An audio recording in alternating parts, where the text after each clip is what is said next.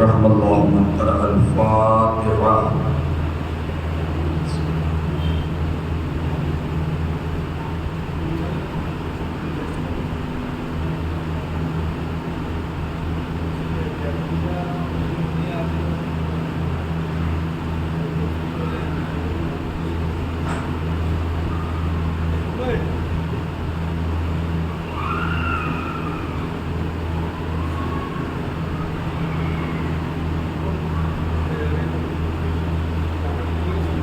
لا حول ولا قوة إلا بالله العلي العظيم. حسبنا الله ونعم الوكيل، نعم المولى ونعم النصير. أعوذ بالله السميع العليم من الشيطان اللعين الرجيم. بسم الله الرحمن الرحيم.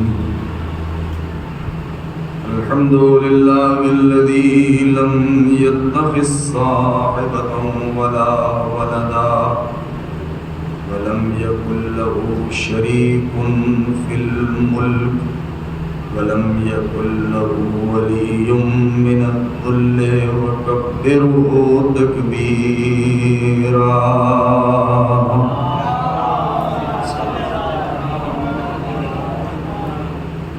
والصلاة والسلام والتحية والإكرام على النبي الأمي المكي المدني القرشي الهاشمي الأبطحي سيدنا ومولانا ومقتدانا وهادينا أبي القاسم محمد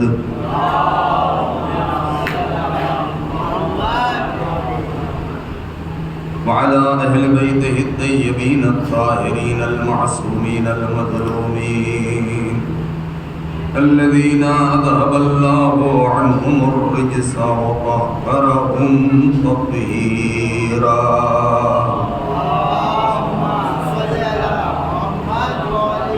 سلام على آل طه وياسين ولعنة الله على أعدائهم أجمعين من الآن إلى يوم الدين. أما بعد، وقد قال سيدنا ومولانا حسين بن علي بن أبي طالب: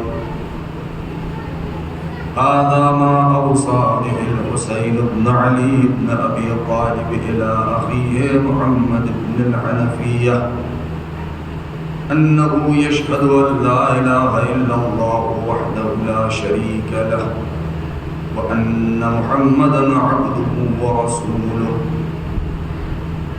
الذي جاء بالحق من عند الحق وأن الجنة حق والنار حق وأن الله يبعث من في القبور وأني لم أخرج أشرا ولا بطرا ولا مفسدا ولا ظالما، إنما خرجت لطلب الإصلاح في أمة جدي وأن آمر بالمعروف وأنهى عن المنكر وأسير بسيرة جدي وأبي علي بن أبي طالب، فمن قبلني بقبول الحق فالله أولى بالحق، ومن رد علي هذا أصبر حتى يقضي الله بيني وبين القوم بالحق. صلوات محمد.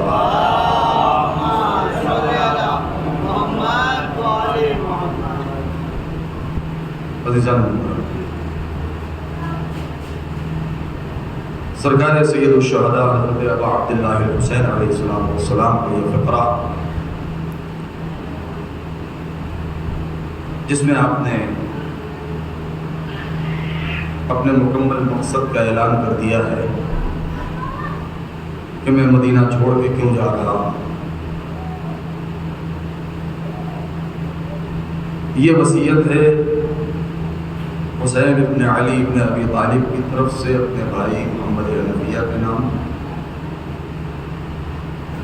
حسین گواہی دیتا ہے جس پروردگار، جس خدا، جس اللہ کے کوئی دوسرا معبود نہیں ہے. محمد اس کے بندے ہیں اور اس کے رسول ہیں، جنت حق ہے، جہنم حق ہے، اور خدا ایک دن ایسا آنے والا ہے جب سب کو ان کی قبروں سے باہر نکال دے گا۔ اس گواہی کے بعد پھر آپ نے یہ اعلان فرمایا کہ انی لم اخرج اشرا ولا مغفر، ہرگز دنیا یہ نہ سمجھے کہ میرا مقصد کچھ اور ہے، بلکہ میں اس لیے نہیں نکل رہا ہوں، ہرگز میں اس لیے نہیں جا رہا ہوں کہ میں ظلم کروں، فساد کروں، زیادتی کروں، کسی کا گھر تباہ کروں، کسی کی بستی اجاڑوں، انما بلکہ صرف اور صرف، یہ لفظ انما مختلف مقامات پر قرآن مجید میں ذکر ہوا ہے اور معصومین علیہ السلام نے ذکر کیا ہے۔ جب کبھی اپنے تمام چیزوں سے ہٹ کر کے کسی خاص چیز کو بیان کرنا ہوتا ہے کہ جہاں پر دوسری کوئی چیز اس میں شامل نہ ہونے پائے، تو وہاں پر یہ لفظ استعمال کیا جاتا ہے عربی میں کہ انما، یعنی بس اور بس، صرف اور صرف، خرجت لطلب الاصلاح، میں نکلا ہوں اس لیے تاکہ میں اصلاح کر سکوں، لوگوں کو سدھار سکوں، امت جو بگڑ چکی ہے اس کو راہ راست پر لا سکوں، جو گمراہ ہو چکی ہے اسے صراط مستقیم کی طرف لا سکوں۔ لوگوں کے کردار بگڑ چکے ہیں، شریعت میں تحریف ہو رہی ہے، ہو چکی ہے، قرآن کی حرمت پامال کی جا رہی ہے، بیت اللہ کا تقدس پامال کیا جا رہا ہے، یہاں تک کہ خدا کا انکار، دین کا انکار، شریعت کا انکار، حق و حقانیت کا انکار، ظلم کا پانی سب سے اونچا ہو چکا ہے۔ لہذا کسی مرد مجاہد اور مرد میدان کی ضرورت ہے کہ جس کے اندر اتنی صلاحیت ہو کہ دشمن جیسا لشکر لے کر کے آئے اسی اعتبار سے اس کا مقابلہ کیا جا سکے۔ اگر دشمن میدان جنگ میں برسر پیکار ہونا چاہتا ہے تو اپنے ساتھ ایسے افراد کو لے کر کے جائیں کہ تاریخ بشریت اور تاریخ بہادری اور دلاوری اور شجاعت میں جس کی کوئی مثال اور نظیر نہ ہو، اور اگر کردار کی جنگ ہو تو ایسے کردار لے کر کے جائیں کہ جس کا کردار دنیا والوں کے لیے نمونۂ عمل بن جائے۔ اگر کلام کی جنگ ہو تو ایسا کلام اور ایسے فصیح و بلیغ افراد کو لے کے جائیں کہ جن کے سامنے اہل لغات اور غرور میں مبتلا افراد کی بولتی بند ہو جائے۔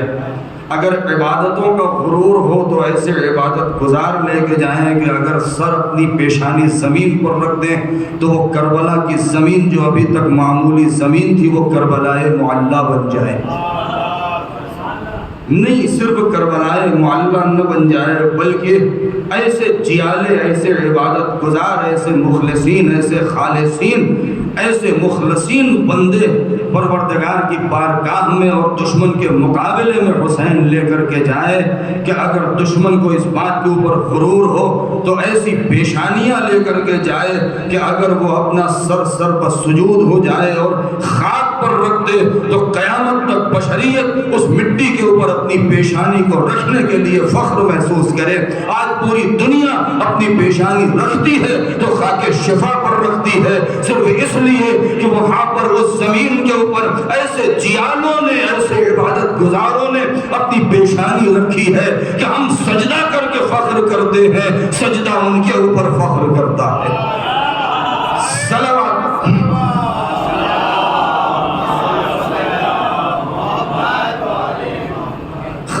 خاک شفا ہے نا، مخصوص مشہور کیا ہے، بہت توجہ چاہتا ہوں میں۔ کربلا کی خاک، میں نے اس دن مثال دیا کہ خون دونوں طرف کے گرے ہیں، بہت توجہ چاہتا ہوں۔ دیکھیں قدرت جب کوئی راز کسی کے اندر چھپا دیتی ہے اس کے اوپر سے انسان کے پاس کی بات نہیں ہے کہ پردہ ہٹا لے جائے۔ خاک شفا بن گئی ہے۔ وقت نہیں ہے کہ اس میدان میں جانے نہیں چاہتا ہوں ورنہ اپنے موضوع سے میں دور ہو جاؤں گا۔ صادق آل محمد حضرت امام جعفر صادق علیہ السلام،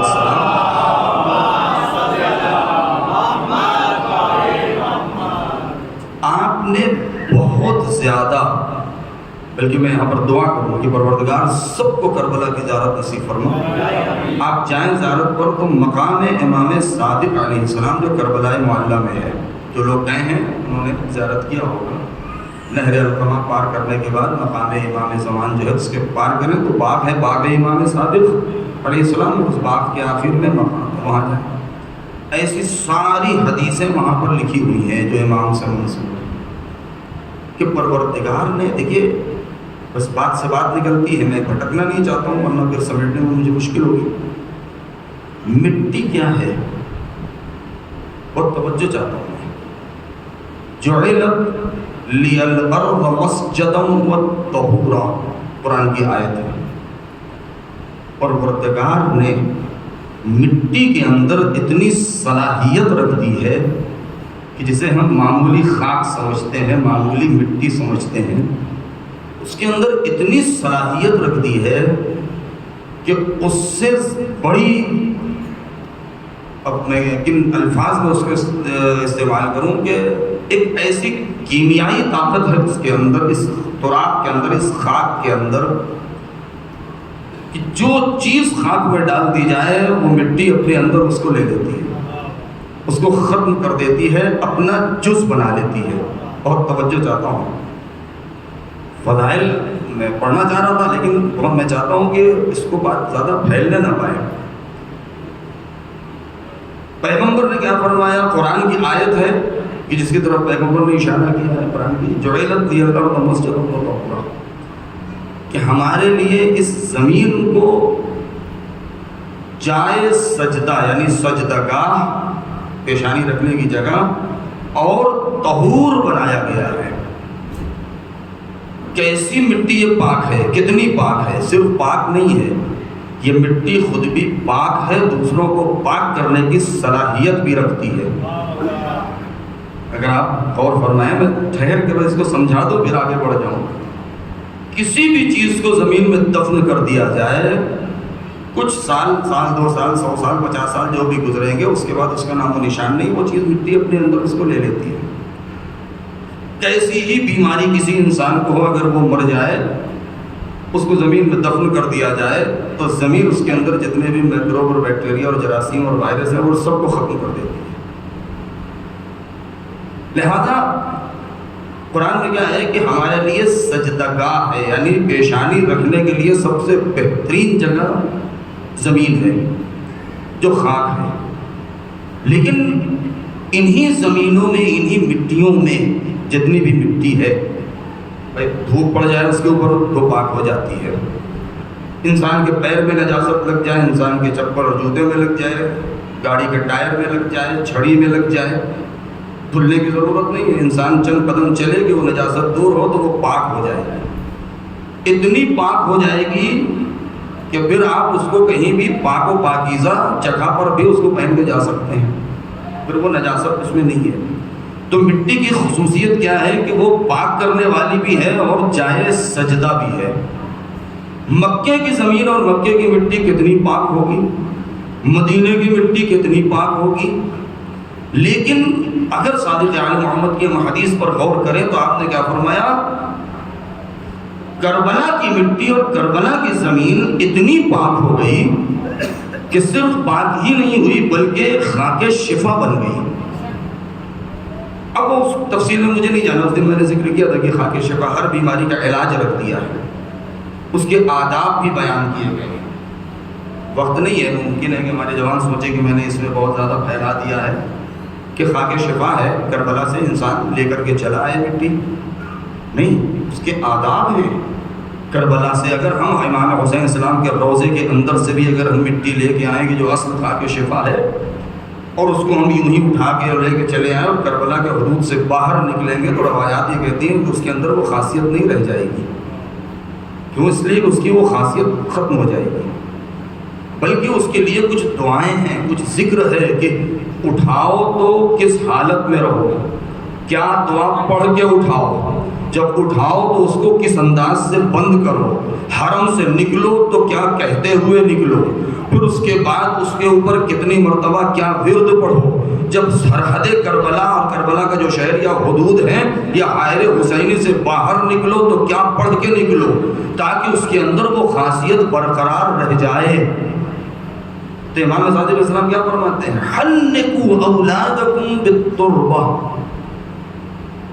ہم اپنے شیعوں کو یہ تاکید کرتے ہیں کہ جب ان کے یہاں بچہ پیدا ہو تو اس کی پہلی غذا تربت حسین ہونا چاہیے. اللہ اکبر. یعنی اب آپ ذرا سوچیں تو یہ کیا ہے؟ خاک شفا ہے. خاک شفا الگ ہے لیکن سجدگاہ بن جانا اس سے بڑا مرتبہ ہے. ساری زمین سجدگاہ ہے لیکن ہر زمین معمولی اعتبار سے قدرت نے پاک بنایا ہے، جائے سجدہ بنایا ہے، لیکن فخر بشریت اور نمازوں اور سجدگاہ کی معراج وہ ہے کہ اگر پیشانی کے نیچے خاک کربلا آ جائے. یہ مقام کیوں ملا ہے؟ یہ صرف خون کے مل جانے سے نہیں، یہ مقام اس لیے ملا ہے کہ حسین اور انصار حسین نے 8 محرم سے لے کر کے عاشور تک اور عصر عاشور تک اس زمین کے اوپر اپنی پیشانیاں رکھی ہیں جو عبادت کی ہے. تو اس عبادت کا اثر یہ ہوا ہے کہ وہ خاک اب ہر مسجد میں، ہر جگہ، ہر حسینی، ہر شیعہ کے اندر یہ تمنا ہوتی ہے کہ ہم سجدہ کریں تو خاک کربلا پر سجدہ کریں. کیوں؟ اس لیے کہ اس مٹی پر کسی نے اپنی پیشانیاں رکھی ہیں، لہذا اسی مٹی پر اگر ہم اپنی پیشانی رکھتے تو ہماری پیشانی اس لائق نہیں ہے مگر شاید ان جبینوں اور ان پیشانیوں کے صدقے میں ہماری عبادت بھی قبول ہو جائے. صلوات پڑھے گر محمد و آل محمد. بس یہ ایک بات تھی جو میں نے یہاں پر عرض کیا. لہذا اگر ہم کربلا کے حادثات اور واقعات اور اس کو سمجھے تو 2 چیزیں ہیں، کلیئر کر دیتے ہیں وقت بات کو نہ پھیلاؤں. طاغوت اور ولایت. ایک طرف طاغوتی طاقت ہے، ایک طرف قوت ولایت ہے. طاغوتی طاقت جہاں ہوتی ہے وہاں لالچ پائی جاتی ہے، بہت توجہ. جہاں ولایت ہوتی ہے وہاں کسی قسم کی لالچ نہیں ہوتی، بہت توجہ. وہاں کسی قسم کی لالچ نہیں ہوتی. اگر میری بات یہاں تک ہمارے بچوں نے سن لیا اور سمجھ لیا ہے تو میں ایک جملہ کہنا چاہتا ہوں. یزیدی لشکر 30 35 40 50 جتنے بھی ہزار رہے ہوں، جتنے بھی آئے تھے، ان سب کے اندر 2 باتیں تھیں. یا تو ڈر کی وجہ سے آئے تھے یا لالچ کی وجہ سے آئے تھے. بہت توجہ. یا ڈر کی وجہ سے آئے تھے یا لالچ کی وجہ سے آئے تھے. لالچ کیسی تھی؟ عمر سعد کو ملک یعنی ایران کی حکومت کی لالچ تھی. ابن زیاد کو اس بات کی لالچ تھی کہ ہم کو گورنری ہماری مضبوط ہو جائے گی کہ جو ٹمپریری بنایا گیا تھا. مغیرہ کی بیٹے کو ہٹا کے ابن زیاد کو ابن مرجانہ کو کوفے کا حاکم بنایا تھا، اس لیے کہ وہ ڈھیلا ڈھالا تھا، یہ سخت تھا، اس کی عمر بھی کم تھی، لہذا اس کو بنایا گیا. دوسرے بعض افراد جو آئے ان کو درہم و دینار کی لالچ دی گئی تھی اور یہ کہا تھا تم کو فوج میں ٹمپریری ہو، ابھی تمہیں پرماننٹ نوکری مل جائے گی، تمہیں یہ مل جائے گا، تمہیں اتنے باپ مل جائیں گے، اتنی اشرفی، اتنے درہم، اتنے دینار مل جائیں گے. یہ تو کچھ تو لالچ میں آئے تھے. آپ جانتے ہیں ایک ایک مٹھی کھجور کے لالچ میں لوگ امام کے مقابلے میں آ گئے تھے. تعجب کریں گے اس بات کے اوپر؟ نہیں، اس سے بڑی بات 6 محرم اور 5 محرم اور 7 محرم، یہ 3 تاریخیں ایسی ہیں کہ جس دن کوفے کے بازار میں سب سے زیادہ بھیڑ تھی اور بازار میں بھی اس حصے میں جہاں لوہا بکتا تھا. کیوں؟ اس لیے کہ سب لوگ آگے تیر تلوار خنجر تبر اور یہ سب خرید رہے تھے تاکہ کربلا جائیں. 7 محرم کی رات میں ابن مرجانہ یعنی عبید اللہ ابن زیاد نے تقریر کی ہے اور تقریر کے بعد کچھ لوگوں کو مدینے میں کوفے میں بھیجا ہے اور کہا ایک ایک گھر پہ جا کے یہ کہو کہ اگر تم لوگ کوفے میں رہ گئے اور نہ گئے حسین کے مقابلے میں تو تمہارا خون اور تمہاری ناموس کو ہم حلال کر دیں گے، تمہارا گھر ویران کر دیں گے، تمہیں تہہ دیکھ کر دیا جائے گا. اب جو لشکر جا رہا ہے یہ ڈر کی وجہ سے جا رہے ہیں. لہذا جتنے بھی لشکر اکٹھا ہوئے تھے یزید کے طرف سے وہ سب کے سب یا لالچ کی بنا پر یا ڈر یا خوف کی بنا پر حسین کے ساتھ کم ضرور تھے مگر نہ تو کسی بات کا ڈر تھا نہ کسی چیز کی لالچ تھی. ڈر اس لیے نہیں تھا کہ حسین نے شب عاشور تقریر میں یہ کہہ دیا تھا ہم سے ڈرنا نہیں، ہم تمہیں زبردستی نہیں روکنا چاہتے ہیں بلکہ ہم چراغ چلے جاؤ. اگر تمہیں ڈر لگ رہا ہے کہ ہم ناراض ہو جائیں گے، لاؤ ہم تمہیں جنت لکھ کر کے دے دیں. نہیں، اگر تم یہ سوچتے ہو کہ تمہیں جانے میں شرمندگی ہو رہی ہے، تم عباس کا، قاسم کا اور محمد کا، علی اکبر کا ہاتھ پکڑو، میرے بچوں کا ساتھ میں لے کے چلے جاؤ. مگر ایک بات یاد رکھنا، اگر جانا تو اتنی دور چلے جانا، کل سے پہلے اتنی دور چلے جانا کہ جب میں آواز بلند کروں تو تمہارے کانوں تک میری آواز جانے نہ پڑے. کیوں؟ اس لیے کہ میں حجت خدا ہوں، میں امام وقت ہوں. اگر میں نے پکارا مدد کے لیے اور تم نے سن لیا اور واپس نہ آئے، پھر تمہارے لیے جنت میں کوئی جگہ نہیں ہے، پھر تمہارے بخشش کا کوئی سامان نہیں ہے. اس لیے کہ ولی خدا پکار رہا ہے، اس لیے کہ امام وقت پکار رہا ہے. اگر جانا تو اتنی دور چلے جانا. تمہارے گردن سے میں اپنی بیعت کا طوق اتارے لے رہا ہوں. جنت تمہارے لیے پکی کر دی ہے میں نے، چلے جاؤ. تو نہ تو ڈر ہے نہ تو لالچ ہے. اچھا، ڈر نہیں ہے کہ امام نے کہا میں ناراض نہیں ہوں گا. لالچ نہیں ہے، کیوں؟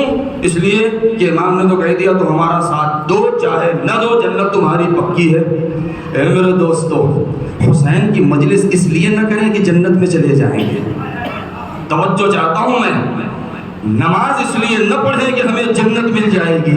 شبیر کا ماتم اس لیے نہ کریں کہ ہمیں فردوس بری مل جائے گی.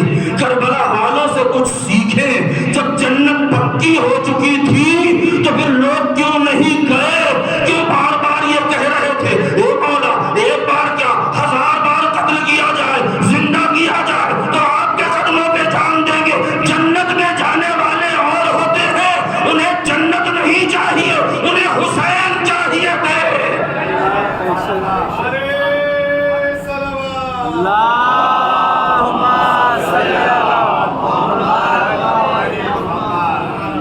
لیکن جنت میں چلا جانا اور ہے.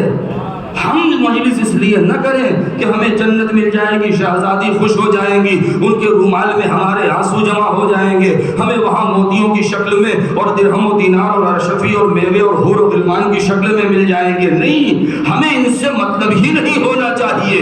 ہمیں صرف ایک چیز سے مطلب ہونا چاہیے کہ حسین اور سیدہ اور علی اور اولاد علی آل محمد اس لائق ہے کہ ان کی تعریف کریں، اس لائق ہے کہ ان کے غم میں آنسو بہائیں. صلوات پڑھنے پر محمد و آل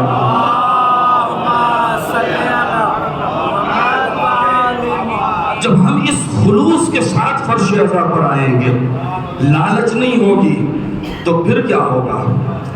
پھر اس کا جو بینیفٹ ہے وہ بہت بڑا ہے. ادھر اگر ہم لالچ میں آئیں گے، دیکھیں آل محمد اتنے کریم ہیں، اتنے کریم ہیں. شاید میں نے ایک لفظ کہا ہو اس سے پہلے، مجھے یاد نہیں ہے. دیکھیے کریم کسے کہتے ہیں آپ جانتے ہیں؟ ایک ہوتا ہے لفظ سخی، ایک ہوتا ہے فیاض.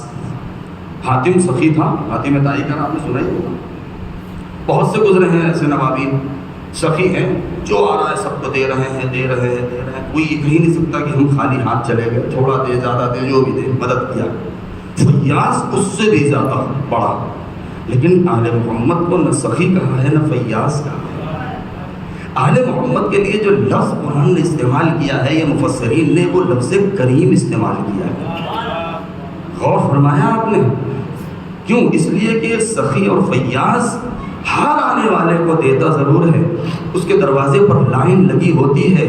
اور یہ مدینے اور مکے کی تاریخ اگر آپ پڑھیں اور کوفے کی تو بالکل صاف پتہ چل جائے گا کہ سخی اور فیاض بہت گزرے ہیں. انہوں نے اعلان بھی کیا ہے کہ ہم بہت بڑے سخی ہیں، ہمارے ہاں جس کو ضرورت ہو وہ آتا رہے اور غلہ اور پیسہ لے کے جاتا رہے اور کپڑا لے کے جاتا رہے اور دیتے رہے. مگر ایک بات کا اندیشہ رہتا ہے، اور وہ اندیشہ یہ ہے کہ ایک بار کے بعد دوسری بار لائن لگا کے اگر پہنچ جائیں تو آنکھ دکھا دے کہ تمہیں ایک بار مل چکا ہے. نہیں، اس بات کا بھی ڈر ہوتا ہے کہ پہچان لے، وہ پہچاننے کے بعد کہے کہ تمہارا نام کیا ہے، تمہارا قبیلہ کیا ہے، تمہارا خاندان کیا ہے، تم کہاں سے آئے ہو، تمہارا دین کیا ہے، تمہارا مذہب کیا ہے. لیکن کریم کو ہوتا ہے کہ جو کبھی پوچھتا نہیں ہے تم کون ہو، مسلم ہو کہ نہیں ہو، ایک دم فقیر ہو کہ نہیں ہو، ضرورت مند ہو یا نہیں ہو، تمہارا شجرہ کیا ہے، تمہارا نام کیا ہے. مطلب کہنے کا یہ ہے فیاض بھی دیتے ہیں، کریم بھی دیتے ہیں، لیکن سخی کے دروازے پر آبرو جا سکتی ہے، آل محمد کے دروازے پر عزت کا سودا نہیں ہوتا، عزت کا سودا نہیں ہوتا۔ لہذا جب یہ منزل ہے، اتنے کریم ہیں آل محمد کہ اگر ہم دل سے نہیں، شرط بھی نہیں لگائی گئی، کمال دیکھیں ان کے مقامات کے کمال کو اگر دیکھیں، شرط بھی نہیں لگائی، نہیں تمہارا دل روئے تبھی نہیں رونا آ رہا ہے، رونے والا منہ بنا لو، اب بتائیے اس سے بڑھ کے اور کیا ہوگا؟ اس لیے کہ ہنسنا اور رونا یہ نیچرز کے مطابق ہونا چاہیے، فطرت کے مطابق ہونا چاہیے۔ کسی کے کہنے سے کوئی ہنسنے نہیں لگتا، کسی کے کہنے سے کوئی رونے نہیں لگتا ہے، لیکن اس کے بعد بھی معصوم کہتے ہیں کہ اگر تم گریہ کرو یا کسی کو رلاؤ یا رونے والی صورت بنا لو، نہیں اس سے بھی بڑھ کے رونا نہیں آتا۔ نفس المحموم فی ہمنا تسبیح، اگر تم نے ہمارے غم کو یاد کر کے ایک آہ سرد ایک سانس بھی لے لی ہے تو وہ تسبیح پروردگار شمار ہوگی، اور ایسی نہیں، ایسی تسبیح جو بارگاہ خدا میں قبول ہو۔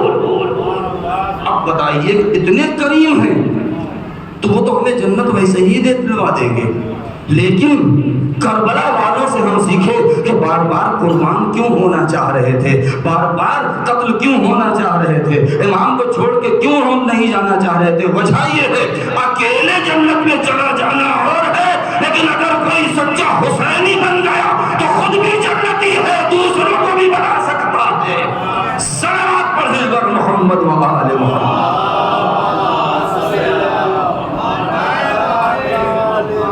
ہمیں اس ہمارے طاغوت ہے، ایک طرف ولایت ہے، طاغوت نے لالچ دے کے اکٹھا کیا، ولی خدا نے کوئی لالچ نہیں، بلکہ موت کا یقین دلا کے مجھ میں کو روکا ہے، موت کا یقین دلا کے، مصیبتیں بتا کے۔ اب آپ ذرا سوچیں کہ زہیر ابن قین بجلی کون ہے، تفصیل میں نہیں آئیں گے۔ زہیر ابن قین بجلی وہ ہیں کہ جو سب سے زیادہ جو سسپنس جو رہ گیا ہے، جو راز رہ گیا ہے، آج تک نہیں کھل پایا، وہ زہیر ابن قین بجلی تنہا شہید ہے۔ بس کیوں؟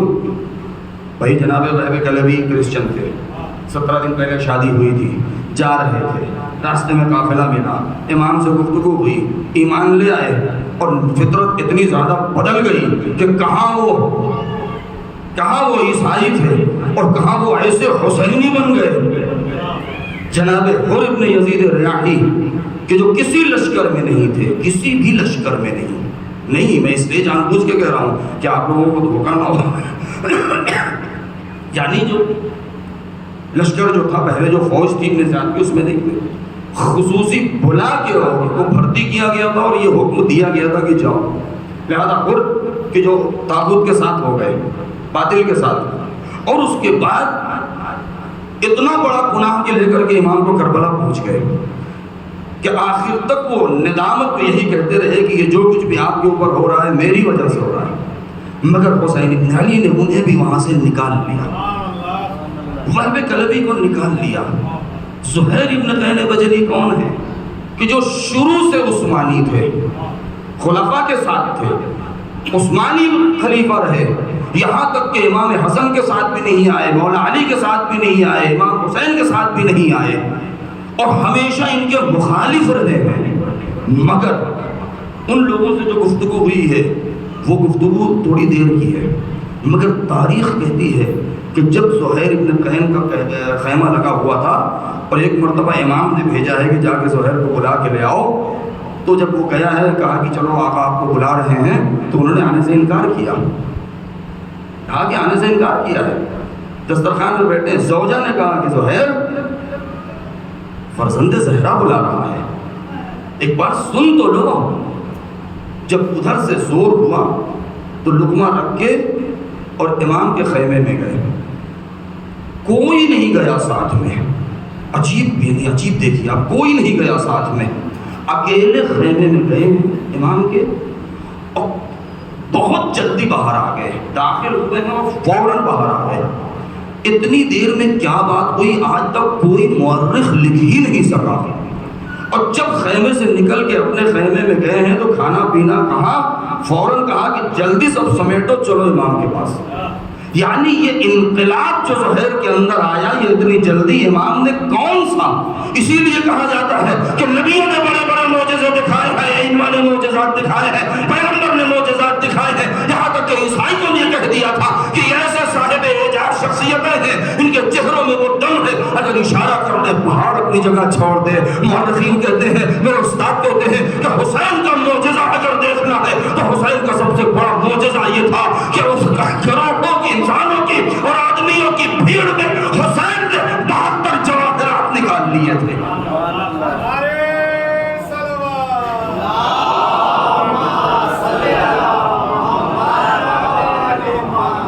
شہدائے کربلا حسین کے معجزے کا نام ہے۔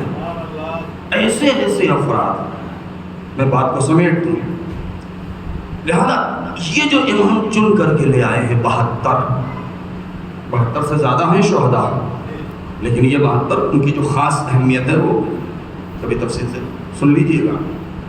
کچھ حملے اول صبح میں شہید ہو گئے، کچھ شب عاشور بھی شہید ہوئے ہیں کہ جو جناب حبیب ابن مظاہر جو ایک دستہ لے کر کے گئے، لہٰذا وہ سب گفتگو نہیں کرنا، لیکن یہ جو 72 ہیں ان کا کوئی مقام نہیں ہے۔ وہ آپ ذرا سوچیں کہ انصار حسین جو انصار رسول بھی کہلائے، انصار علی بھی کہلائے، انصار فاطمہ بھی کہلائے، انصار حسن و حسین بھی کہلائے، یہ وہ جیالے تھے، انہوں نے حق کا ساتھ دیا ہے۔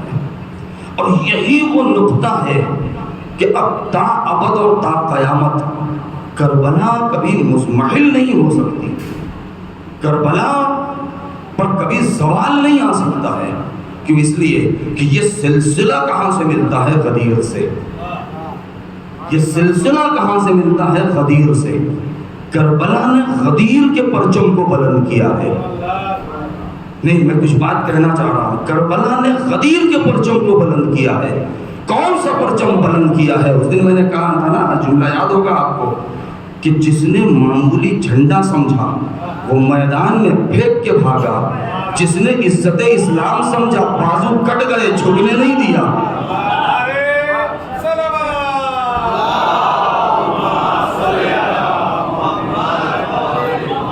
سمجھنے کی بات ہے کہ جھنڈے میں نے بتایا تھا نا پرسوں کی پہلے سے، جس نے معمولی جھنڈا سمجھا وہ میدان میں پھینک کے بھاگ آیا، لیکن جس نے عزت اسلام اور سمجھا، جناب جعفر طیار کے بازو قلم ہوئے، جناب حمزہ شہید ہوئے، جناب عباس کے بازو قلم ہوئے، مگر عالم کو جھکنے نہیں دیا ہے۔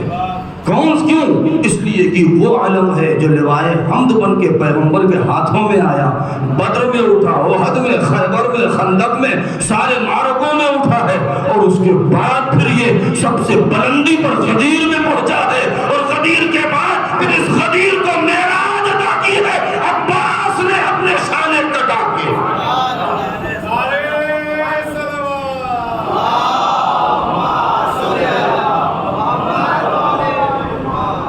یہ میں بھول نہ جاؤں، اس کو کر کے میں ریس کرتا ہوں، وہاں سے میں موڑتا ہوں اپنی بات۔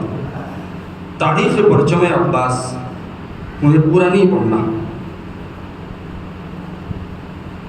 امام نے کربلا میں کتنے پرچم بنائے تھے؟ سوال ہے، جوان اگر بتا دیں کوئی۔ امام نے جو پرچم اور علم جو بنائے تھے کربلا میں، ان کی کیا تعداد تھی؟ سن لیں تاکہ بچوں کو ایک چیز معلوم ہو جائے۔ امام نے 12 علم بنائے تھے، اور ان 12 علم میں ایک علم سب سے بڑا تھا، 2 علم اس سے چھوٹے تھے، باقی اور بھی علم تھے، 9 علم۔ سب سے اہم اور بڑا جو علم جو بنایا اپنے نشان، وہ اپنے بھیا عباس کے حوالے کر دیا۔ ایک سوچیے جناب زہیر کو دیا جو تازہ آئے ہیں، کیا سیکل کیا ہے حسین نے اس پتھر کے اوپر، اور ایسا چمکایا ہے حسین نے ایک لمحے میں کہ وہ زہیر جو ظلمات اور اندھیروں میں ڈوبا ہوا تھا، اس کے اندر حسین نے اپنی روشنی ڈال دی کہ وہ علمدار لشکر حسینی بن گیا۔ سوچیے، باقی علم تقسیم تقسیم کر دیے، ایک علم امام نے بچا کے رکھ لیا۔ لوگ آتے رہے، مولا یہ کس کا ہے، ہمیں دے دیجیے۔ کہا نہیں، اس کا جو مالک ہے وہ آئے گا۔ اور جب جناب حبیب آئے تو ان کو دیا۔ اب جب یہ علم شام پہنچا، تو جب اجازت ملی ہے، سن لیجئے گا اس کو غور سے، آپ کے بچوں کے علم میں اضافہ ہوگا تو یہ بھی جانتے ہوں گے، میں معافی چاہتا ہوں۔ تو جب دربار میں داخل ہوا یہ اسیروں کا قافلہ، اور آگے آگے وہ ڈھول بجانے والے اور وہ پیٹنے والے اور نعرہ لگانے والے کہ اجازت ہے، اور آ رہے ہیں اہل حرم، آ رہے ہیں، اور زینب آ رہی ہیں، سید سجاد علی بن الحسین کو ہم گرفتار کر کے لائے ہیں۔ تو یزید کی نظر سب سے پہلے، چونکہ آگے آگے وہ پرچم تھا جناب عباس کا، معتبر تاریخ میں جو ہے میں وہ پڑھ رہا ہوں، تو یزید کی نظر اس علم کے اوپر پڑی۔ سارے اسرا اندر آ گئے، لوگ تعارف کراتے رہے مگر وہ متوجہ ہی نہیں ہوا۔ کہا کہ مجھے کچھ نہ بتاؤ، سب سے پہلے یہ بتاؤ کہ یہ کیا ہے۔ کہا یہ حسین کے لشکر کا علم ہے۔ کہا یہ بتاؤ یہ کس کے ہاتھ میں تھا۔ یہ پہلا سوال جو اس نے کیا ہے، کہا یہ بتاؤ یہ کس کے ہاتھ میں تھا۔ کہا کہ آپ کیوں پوچھ رہے ہیں؟ کہا جلدی بتاؤ یہ کس کے ہاتھ میں تھا کربلا میں۔ تو کسی نے کہا کہ حسین کے بھائی عباس کے ہاتھ میں تھا۔ کہا کیوں پوچھ رہے ہو؟ کہا میں پوچھ اس لیے رہا ہوں کہ شروع سے میں دیکھ رہا ہوں، بہت غور کر رہا ہوں، اوپر سے نیچے تک پورے علم کو، کتنا بہادر وہ انسان تھا۔ اس لیے کہ اوپر بریرا پورا پارا ہے تیروں کی وجہ سے، مگر جہاں پر اس غازی نے پکڑا ہوا تھا وہاں پر ایک بھی نہ تیر کا نشان ہے نہ تلوار کا نشان ہے، ایک خراش بھی نہیں ہے۔ یعنی عباس نے ثابت کر دیا کہ جہاں علم ان کی گرفت میں آیا بازو کٹ گئے مگر علم پر آنچ نہیں آنے دیا۔ یہ کون کہہ رہا ہے؟ یہ یزید کہہ رہا ہے۔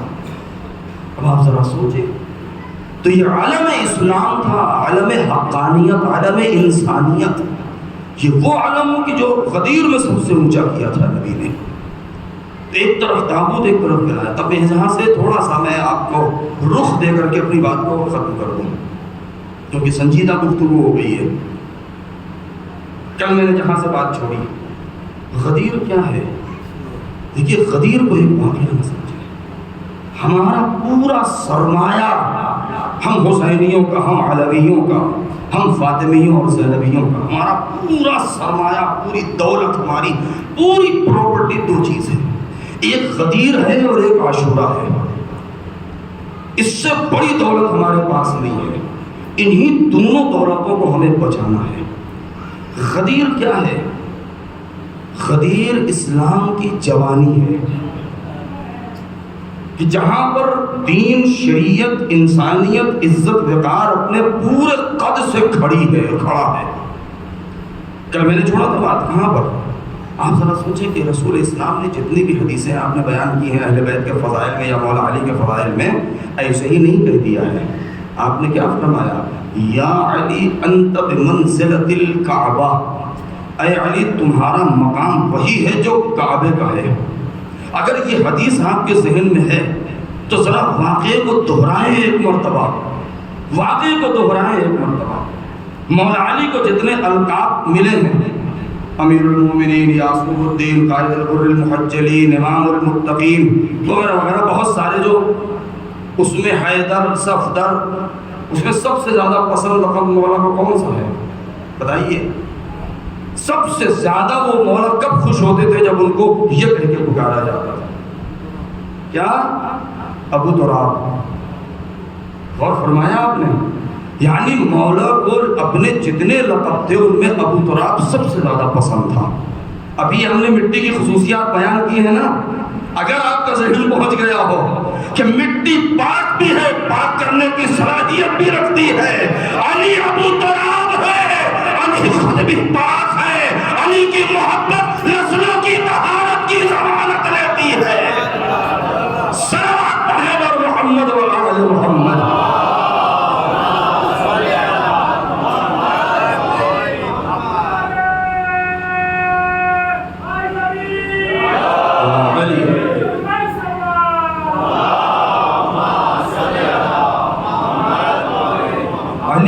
محبت صرف اپنی ذات نہیں، نسلوں کے طہارت کی پاکی کی ضمانت اور گارنٹی لیتی ہے۔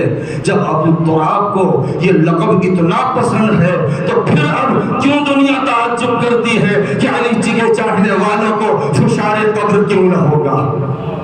اس لیے کہ تراب ہے علی، ابو تراب ہے، تو علی کے چاہنے والوں کو تراب کیسے فشار دے سکتی ہے؟ ہاں، اس کی ذمہ داری اور اس کے انتظام ہمارے ذمہ ہے کہ ہم وہ انتظام کر کے جائیں۔ کہ تلقین میں ہم اور آپ پڑھتے ہیں نا کہ جب ائمہ کے سب کے نام لیتے ہیں اور جنت اور جہنم، تو آخری جب تلقین ختم ہونے لگتی ہے تو کیا کہتے ہیں؟ اللہم جعف الارض عن جنبیہا، پروردگار اس زمین کو دونوں طرف سے خشک کر کے سخت کر دے۔ کیوں؟ تاکہ اس کو فشار نہ دینے پائے۔ یہ تلقین کا فکرہ ہے یہ کہ اس کو جعف الارض عن جنبیہا۔ کیوں؟ اس لیے کہ ہم نے محمد کا نام لیا، علی کا نام لیا، فاطمہ کا لیا، آخری امام تک کا نام لیا ہے۔ اے میرے مالک، اے پروردگار، ان سب کے توسل سے، ان کا نام لے کر کے، خاص طور سے ابو تراب کا نام لے کر کے، اس ابو ترابی کو ہم نے اس تراب کے حوالے کیا ہے۔ لہذا اب تیری ذمہ داری ہے کہ ابو تراب کے واسطے اور ان کے حق کا واسطہ کہ زمین کو سخت کر دے۔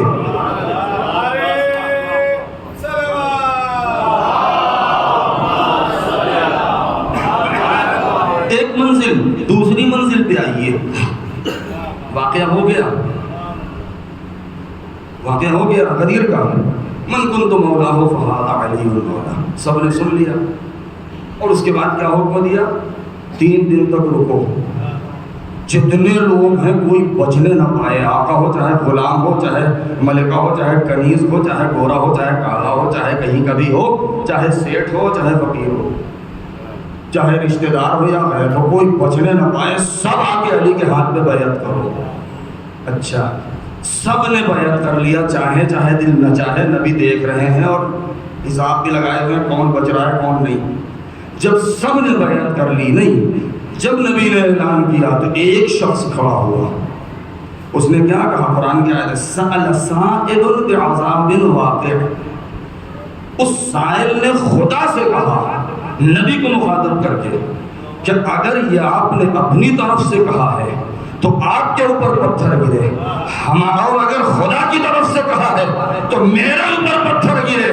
نبی نے پہلے ہی کہہ دیا تھا یا علی انت بمنزلۃ الکعبہ، تمہاری مثال کعبے جیسی ہے۔ کل کعبے کے اوپر حملہ ہوا، آسمان سے پتھر گرا، آج وارث کعبہ پر حملہ، آسمان سے پتھر گرا۔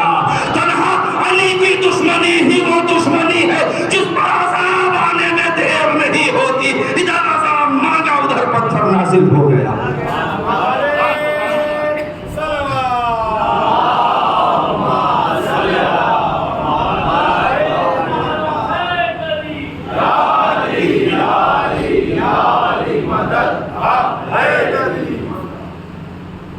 اب حبیل کا واقعہ سنا نا آپ نے سب نے کہ ابرہا، اس کا اصلی نام تھا ابرہۃ الاشرم، کہ جو آیا تھا خانہ کعبہ کو اٹھانے کے لیے، اور جب سب بھاگ گئے اور سب مسمار ہو گئے، کعصف معقول، چبائے ہوئے بھوسے اور چارے کی طرح ہو گئے کہ جیسے جانور چبا کے نکال دیتا ہے۔ اور اس کے بعد اس میں 1-2 لوگ جو بھاگ کے جان بچا کے، وہ بھی چھوڑ دیے گئے تھے جان بچ کے، کہ جا کے بتایا رہا سے کہ بھیا کیا ہوا ہے، تو جو ہے اس نے کہا بیوقوف احمق ہو گیا، یہ اتنے چھوٹے پتھر سے کہیں کوئی ہاتھی مر جائے گا اور ایسے ہو جائیں گے جیسے تم بتا رہے ہو؟ کون سا پرندہ تھا، کتنا بڑا تھا؟ اب وہ اتنا بوکھلایا ہوا تھا کہ وہ سمجھا ہی نہیں پا رہا تھا، وہ سمجھا ہی نہیں پا رہا تھا کہ اتنے میں اس نے ایک ابابیل کو دیکھ لیا۔ اس نے کہا سرکار کو یہ ایسا ہی تھا، بس جیسے ہی اشارہ کیا کہ ایسا ہی تھا، وہی اس کے اوپر پتھر چھوڑ دیا۔ اب مجھے نہیں معلوم، شاید ولادت پیغمبر کے سال یہ واقعہ ہوا تھا، اسی وقت سے لے کر کے ایک اور پرندے کو خدا نے بچا کے رکھا تھا کہ ابھی غدیر میں یہ پتھر کہاں آنے والا۔ سلام پڑھے بر محمد و آل محمد۔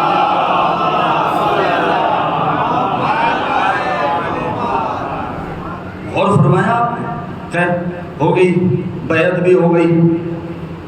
اب جو خرافات جو شروع ہوئی ہے یہاں سے وہ یہ ہے کہ نبی نے کہا میں تمہارے اوپر نفسوں پر اولا ہوں، کہا ہاں جی ہیں، بیعت کر لو، ہاں کر لیا، سب کچھ ہو گیا۔ اب آگے جا کے نہیں بھائی وہ مولا کے معنی دوست کے ہیں، اب بدلنا شروع کر دیا کہ مولا کے معنی دوست کے ہیں۔ بھائی ہم انکار نہیں کرتے ہیں، ٹھیک ہے دوست کے ہیں، مگر جانے قربان ہو جائیں۔ بعد والی آیت تو پڑھ کے دیکھیے، ایک ہی آیت پہ ہٹ کے نہ رہیے کہ مولا سے بچنے کے لیے دوست کے معنی اور میننگ بتا رہے ہیں کہ مولا نے یعنی رسول نے کہا ہے۔ یہ پہلی بات تو یہ بتائیے کہ جب کوئی کسی کا دوست بنتا ہے تو کہاں نبی نے دوستی میں یہ کہا ہے کہ سارے 1,20,000 دھوپ میں کھڑے کھڑے جا کے بیعت کریں؟ دوستی میں بیعت کہاں؟ اور بیعت اگر ہو بھی گئی تو یہ بتائیے کہ ہماری جانیں قربان ہوں۔ علی کی دوستی بھی ایسی ہے کہ جہاں پر جبرائیل فوراً آ گئے، الیوم اکملت لکم دینکم، اگر دین مکمل اور پورا کرنا ہے تو علی سے دوستی کرنی پڑے گی۔ یعنی علی کی دوستی اتنی اہم ہے کہ علی سے دوستی کرو، تمہارا دین و ایمان پورا ہو جائے گا۔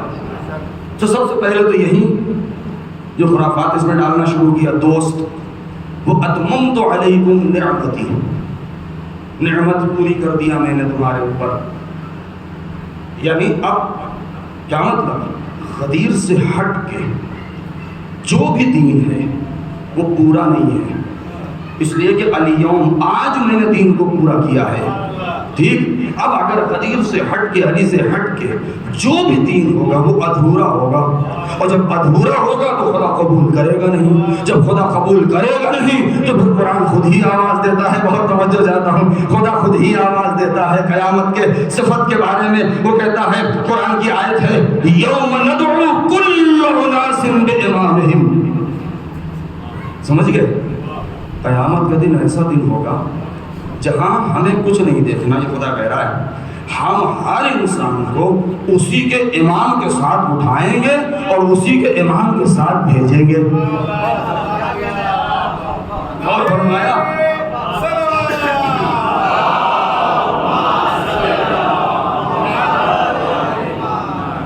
ہر قیامت کے دن وہ ہوگا، یوم ندعو کل اناس بامامہم، ہر آدمی کو اس کے امام کے ساتھ اٹھائیں گے اور محشور کریں گے، تو جہاں اس کا امام جائے گا وہیں اس کے ماننے والے بھی چلے جائیں گے۔ تو اب تو سیدھی سیدھی بات ہے اور فیصلہ ہو ہی چکا ہے، اس لیے کہ ہم تو اہل بیت کے اوپر اور اپنے امام پر درود و سلام بھیجتے ہیں، اس لیے کہ نبی نے خود ہی کہہ دیا ہے، علی قسیم النار والجنہ، علی ہی وہ ہے کہ جو جنت اور جہنم کا فیصلہ کرنے والے ہے، علی ہی وہ ہے جو ساقی کوثر ہے، نبی وہ ہے جو مالک کوثر ہے، علی وہ ہے کہ جو مالک کوثر ہے اور قسیم النار والجنت ہے۔ تو ہمارا عقیدہ تو یہ ہے کہ ہمارے جتنے بھی امام ہیں وہ سب کے سب جنتی ہے، تو ہمارے امام کے ساتھ اٹھایا جائے گا، اور دوسرے امام جو ہے پوری امت کوشش میں لگی ہے، رضی اللہ رضی اللہ، اللہ راضی ہو جا، اللہ راضی ہو جا۔ کیوں؟ اس لیے کہ ابھی یہی نہیں معلوم کہ خدا ان سے راضی ہے کہ نہیں راضی۔ صلوات پڑھے بر محمد و آل محمد۔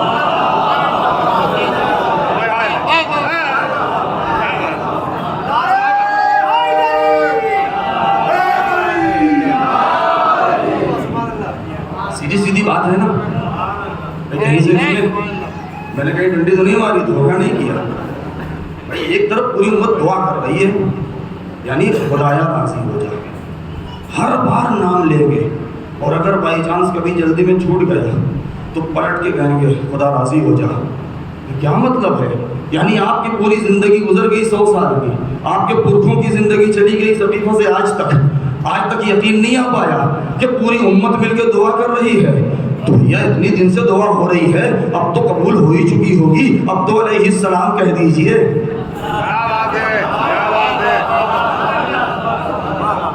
یہ نہ کہنا اس بات کی دلیل ہے کہ ابھی بھی ڈاؤٹ ہے کہ شاید خدا راضی نہ ہوا ہوگا، نہیں، بات سن لیجئے، پوری کر دوں میں۔ پوری امت کو زحمت میں اور مشقت میں ڈالنے کی ضرورت کیا تھی؟ نبی نے چھوٹا سا نسخہ دیا تھا کہ خدا کو راضی کرنا ہے تو دعا کرنے کی ضرورت نہیں ہے. ان اللہ یرضی لرضا فاطمہ و یغضب لغضبها. خدا راضی ہوتا ہے صرف فاطمہ کے راضی ہونے سے، غضبناک ہوتا ہے خدا کے غضبناک ہونے سے. رضی اللہ عنہ ہو، فاطمہ کو راضی کر لو، خدا خود بخود راضی ہو.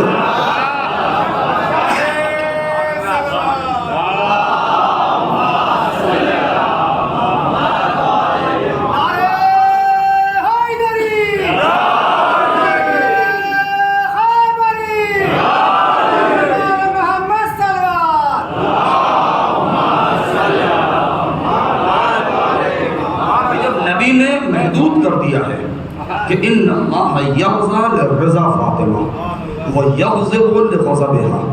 خدا راضی ہوتا ہے فاطمہ کے راضی ہونے سے، غضبناک ہوتا ہے فاطمہ کے غضبناک ہونے سے. اب ہمیں کہیں جانا ہی نہیں ہے، ساری کتابیں اٹھائیے، اس کو چورا بنائیے، چھننے میں ڈال کے چھان لیجئے، ساری حدیثوں کو الگ کر دیجئے، وہی 3-4 افراد ملیں گے کہ آخر دم تک فاطمہ ان سے راضی نہیں ہوئی. جب فاطمہ راضی نہیں ہوئی،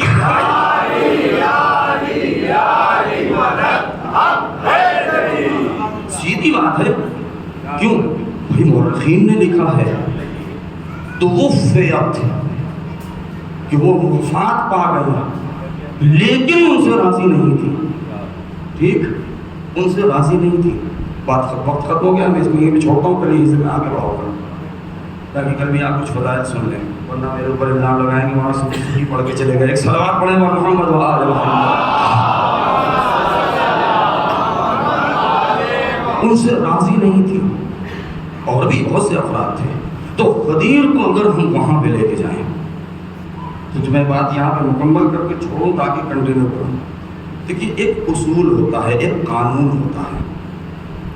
قانون یہ ہے ہمارے عقیدے کے اعتبار سے، قرآن کی روح سے، پیغمبر کی سنت اور روایت کے اعتبار سے، کہ نبی ہو یا امام ہو،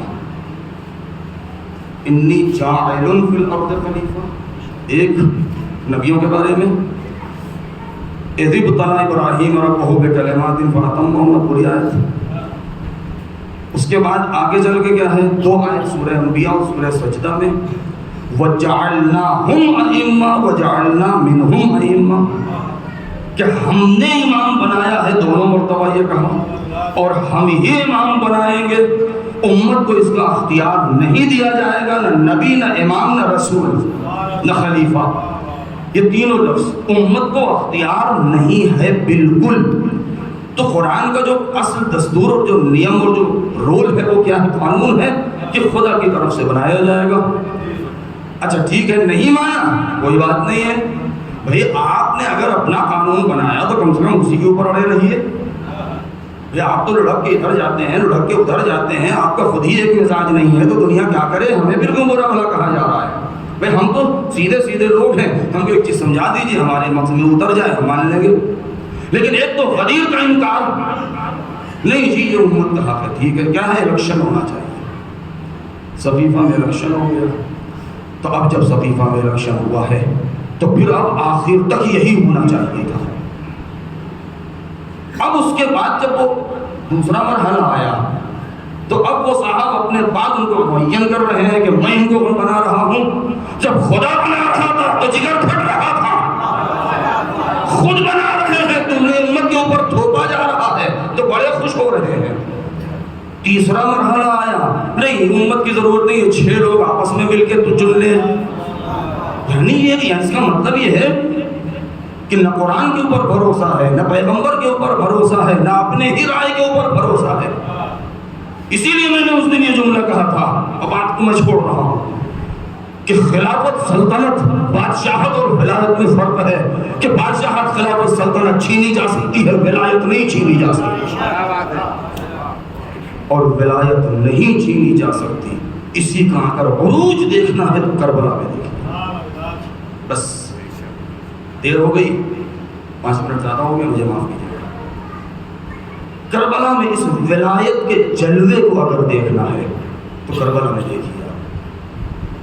دیکھیے مشیت، جناب عباس کا وہ خطبہ یاد ہے نا آپ کو کہ لو لم تکن مشیت مولاي محمولة من مشیت الرحمن لوقعت علیکم کالصقر الغضبان. اللہ اکبر. کیا مطلب؟ چونکہ بیت اللہ الحرام خانہ کعبہ کا وہ جو احاطہ ہے پورا علاقہ ہے مسجد الحرام، اس میں ایک مچھر ایک مکھی ایک چینٹی کو نہیں مارا جا سکتا. حرم امن الہی ہے.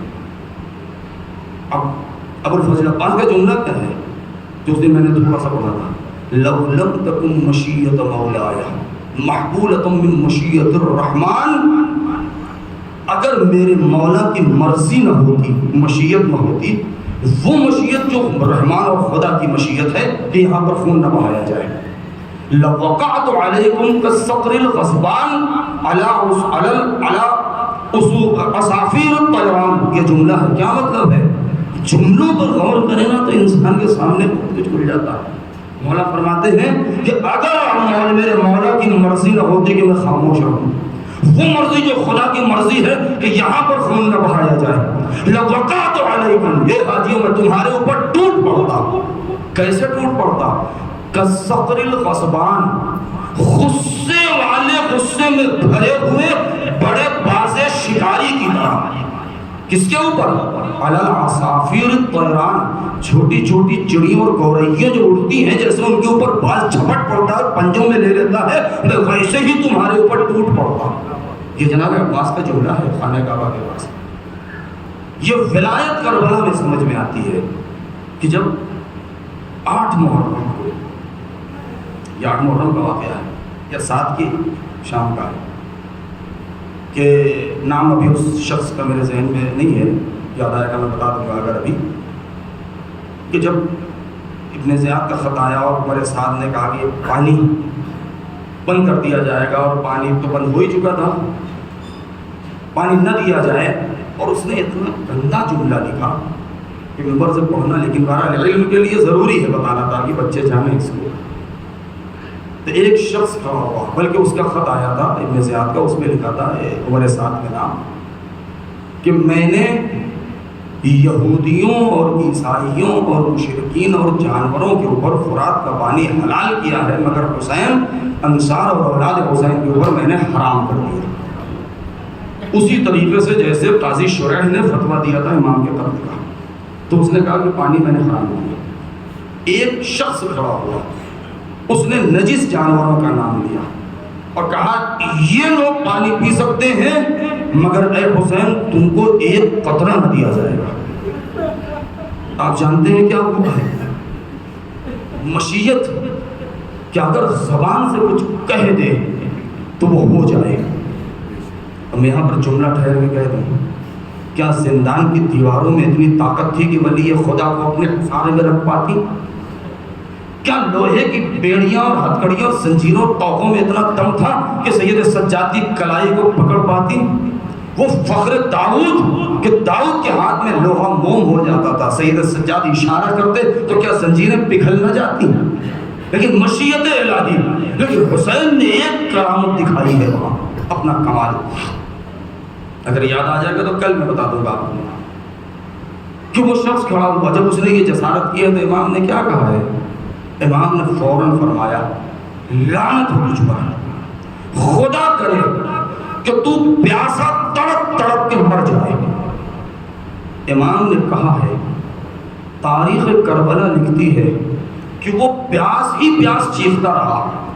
9-10 محرم نہیں آ پائی ہے، اس سے پہلے ہی پوری مشق اس کے منہ میں اڑیلی جاتی تھی، اس کا پیٹ پھرم کر جاتا تھا، منہ سے پانی باہر آ جاتا تھا، اور وہ صرف پیاس پیاس کہتا ہوا مر گیا ہے. یہ کیا ہے؟ یعنی جب ایک امام نے اگر کسی کے بارے میں یہ کہہ دیا تو یہ حقیقت میں بدل گیا. تو اگر امام فرات کو کہہ دیتے تو کیا وہ اپنا راستہ بدل کے خیام کی طرف نہ آ جاتی؟ لیکن اسے کہتے ہیں امام صابر. یہی وہ صبر ہے امام کا کہ جو آج تک افق تاریخ پر چمک رہا ہے، کہ جس کی وجہ سے انسانیت آج صبر کے اوپر بھی فخر کرتی ہے. عزاداروں، اہل حرم کتنے پیاسے تھے. سید سجاد سے پوچھا گیا مدینے میں کہ جب آپ نے ٹوک دیا قصاب کو، اے بھائی یہ جانور کہاں لے جا رہا ہے؟ مولا میں اس کو ذبح کرنے لے جا رہا ہوں۔ تو آپ نے فوراً رو دیے اور رو کے کہا اے بھائی میں منع نہیں کر رہا ہوں لیکن 2 کام کرنا ہے۔ کہا مولا کیا کام کرنا ہے؟ کہا پہلا کام تھا یہ کہ اس جانور کو دوسرے جانور کی نگاہوں کے سامنے مت لگانا، جب اس کو ذبح کرے تو دوسرا جانور نہ دیکھے۔ دوسرا کام یہ کہ اس کو پہلے پانی پلا لینا۔ ہاتھ جوڑ کے کہا مولا میں ہمیشہ یہی کام کرتا ہوں، جب تک منہ ہٹا نہیں لیتے جانور میں گردن پہ چھری نہیں پھیرتا ہوں۔ بھائی ایک مرتبہ امام منہ پہ توجہ، ہائے میرے بابا ایسے قتل کر دیے گئے بھوکے اور پیاسے۔ جب کسی نے پوچھا مولا آپ کے اور آپ کے بابا کی پیاس کا کیا عالم تھا تو سید سجاد نے عجیب جملہ کہا سنو گے پیاس کا عالم یہ تھا کہ ما کانا بین الارض والسماء الا بدخان، زمین و آسمان میں سوائے دھواں کے کچھ نظر نہیں آ رہا تھا۔ ہائے وہ حسین، ان کی پیاس کتنی شدید تھی کہ جنہوں نے صبح سے شام تک 71 میتیں اٹھائی ہو، اے حسین نے ساری میتیں اٹھائی۔ ایک جملہ کہنا چاہتا ہوں میں، بات آ گئی ہے اس لیے سن لیجئے جوانوں کو خاص طور سے میں مخاطب کر رہا ہوں، اور جو بوڑھے ہیں آپ انصاف سے بتائیے، یہی میں مجلس کو ختم کر رہا ہوں، زیادہ مسائل نہیں پڑھوں گا۔ مجھے شام اور کوفے کے مسائل پڑھنے تھے، کل پڑھوں گا انشاءاللہ، لیکن اس جملے پہ میں بات ختم کر رہا ہوں۔ 2 جملے خالی سن لیں۔ ایک، جب امام اپنے جوان کی آواز پر جھپٹے ہیں تو چل نہیں پائے تھے، گر گئے تھے، نہیں چل پائے۔ کیوں؟ اکبر 18 سال کے تھے نا، فاطمہ کتنے سال کی تھی؟ 18 سال کی۔ جب خبر ملی ہے مسجد میں علی چل نہیں پائے تھے، گر گئے تھے۔ نہیں، اگلا جملہ سن لیجئے۔ جب حسین سرانے پہنچے ہیں تو ایک جملہ کہا ہے، بولیا جب ایک مرتبہ برچھی نکالی اور اکبر کا من کا ڈھل گیا تو ایک مرتبہ کہا بولیا میرے لال۔ امام نے کبھی ایسی فریاد نہیں کی، میرے لال ایک بار آنکھ کھول دے اور یہ دیکھ لے، قد استرحت من غم الدنیا وغمها وبقي ابوك وحيدا فريدا۔ میرے لال تجھے تو دنیا کی پیاس و بھوک اور غم سے نجات مل گئی، لیکن ذرا دیکھ تیرا باپ اکیلا کھڑا ہے۔ ایک جملہ یہ، اور ایک جملہ بس آخری یہ جملہ ہے، آپ انصاف سے بتائیں ماتم کرنے والوں، خاص طور سے میں جوانوں سے اور بوڑھوں سے پوچھ رہا ہوں، دنیا میں سب سے وزنی اور بھاری چیز کیا ہوتی ہے؟ کوئی کہے گا فلاں چیز، کوئی کہے گا اتنا بڑا پتھر۔ نہیں دوستو، کوئی بھی چیز بھاری نہیں ہے۔ سب سے بھاری چیز معلوم ہے؟ بوڑھے کندھے پر جوان کی میت ہوتی ہے۔ دنیا میں اس سے وزنی کوئی چیز نہیں ہے۔ کیوں؟ اس کی دلیل یہ ہے کہ حسین نے سب کی میت اٹھا لی مگر جوان اکبر کی میت نہ اٹھا سکے۔ ایک مرتبہ آواز دی، اے ہاشم کے بچوں، تمہارے بھیا کی میت نہیں اٹھ رہی، ہمارا سلام ہو ام لیلا پر۔ ارے کوفہ شام میں قیامت گزر گئی جب کسی خاتون نے کہہ دیا خدایا یہ جوان کو دے، جب یہ مارا گیا ہو اس کی ماں زندہ نہ رہی ہو۔ ام لیلا نے فریاد کیا، اے بی بی یہ نہ کہہ، یہ ماں دیکھتی رہی، میرا لال قتل ہوتا رہا کربلا سے یہاں تک، نیزے پر میں نے اپنے لال کا سب دیکھا۔ وَسَيَعْلَمُ الَّذِينَ ظَلَمُوا أَيَّ مُنقَلَبٍ يَنقَلِبُونَ أَلَا لَعْنَةُ اللَّهِ عَلَى الْقَوْمِ الظَّالِمِينَ۔ اللهم باسمك العظيم الأعظم الأعز الأجل الأكرم، باسمك يا الله يا الله يا الله يا الله يا الله يا الله يا الله يا الله يا الله يا الله يا رحمن يا رحيم يا ذو الجلال والإكرام يا أرحم الراحمين يا غياث المستغيثين۔ الہی بحق الزہرا و ابیہا وبعلہا وبنیہا والسر المستودع فیہا۔ میرے مالک ہماری اس عبادت کو قبول فرما۔ پروردگار جتنے یہاں پر موجود ہیں حاضرین اور جو بھی آن لائن سن رہے ہیں، میرے مالک ہم سب کے گناہوں کو بخش دیں، ہمارے والدین کو معاف فرما، جو اس دنیا سے گزر چکے ہیں ان کی مغفرت فرما، جو پچھلے سال اس فرش پر تھے ابھی نہیں رہ گئے ہیں ان کو شہدائے کربلا کا مہمان بنا۔ میرے مالک سب کو کربلا معلیٰ کی زیارت نصیب فرما، جو 40 میں جانا چاہتے ہیں پروردگار آسانی فراہم فرما۔ میرے مالک ہمیں حقیقی عزادار بنا دے، ہماری نسلوں میں عزاداری اور محبت اہل بیت کو قائم و دائم رکھ، جو بیمار ہوں ہیں شفا مرحمت فرما، جو بے اولاد ان کی گود آباد فرما۔ حکومت اسلامی رہبر معظم کو طول عمر اور عزت اور سربلندی عطا فرما۔ میرے مالک ہمارے امام کے ظہور میں تعجیل فرما، ہمیں ان کے جانثاروں میں شمار فرما۔